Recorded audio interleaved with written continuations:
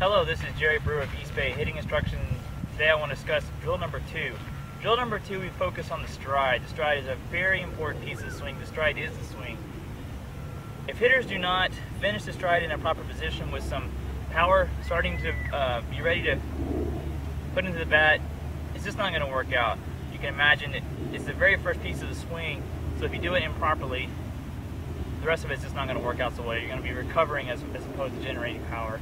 So let me show you what I'm talking about. A lot of hitters I see, they just do this. It's just a step out. I hear they get the foot down early, or maybe it's this number, or maybe they bend the knees and then it's here. But there's very little movement of the body, and there's very little bending at the hips. Those are the two keys I see on hitter stride. They're here and here. And maybe this knee's bent a little bit, but this leg's locked. Maybe this leg's up a little bit, getting the foot down early. With the upper body, I see a lot of foot out, elbow down, foot out, elbow down. A lot of swing faults that don't set the hitter up in a very good position to swing the bat.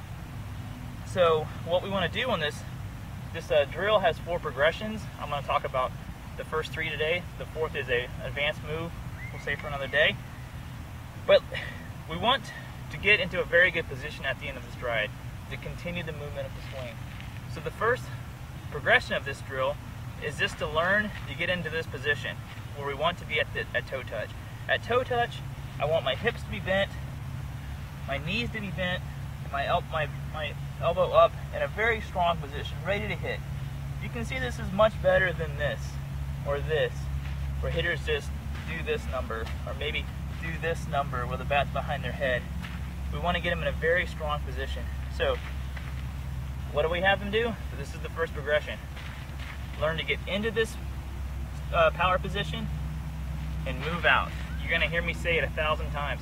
To carry the body. Bring your body with you. Don't just tip and bring your foot. This position is actually a worse position than this position. So what do? We get into this position, we move the entire body out. You're going to hear me say, carry the front leg. And as I'm doing this,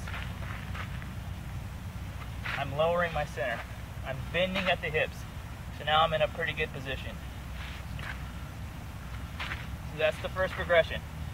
Get into this position, carry the body. Getting into this position, carry the body. The second progression, we turn this into a baseball move. Where we're here, and as I carry the body, I load the rear arm. I'm here, lower, load. A lot of times hitters, they really want to get that elbow underneath them to kind of support the weight of the bat. We need to learn to get into the stronger position where the elbow is up, ready to fire underneath. It's a movement that's not natural. From the early days of swinging, when someone's lobbing a ball, it's very easy to get this elbow under and want to swing up, and we just never correct it. So that's the focus of this drill, is learning to correct that fault. Get something light, get something that's easy to use. If you're not used to using these shoulder muscles, they're probably a little weak. We want to build up the strength. So the second progression is coming here and striding out. Here, carrying the body and loading this rear arm. This rear arm should be about around the rear foot. It's kind of a good check mark. A lot of times I'll see hitters, when they're learning this, they do a good job of carrying the body, but they bring the bat with them. So now we just don't have enough space. On my webpage, this is Creating Space Part 1, where we're going to get here and stride out and have some room for our body to work. So that's the second progression of doing this, of turning this movement here into a baseball move. Okay? The third progression is where we get control of the body with the rear leg. So instead of just being dead center and striding out, what we're going to do is get a little bit of weight into this hip.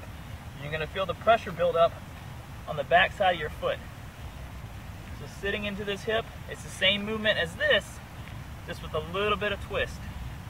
So we're going to get control of the rear leg and stride out. It gives us a little bit more to push off, a little more power going forward.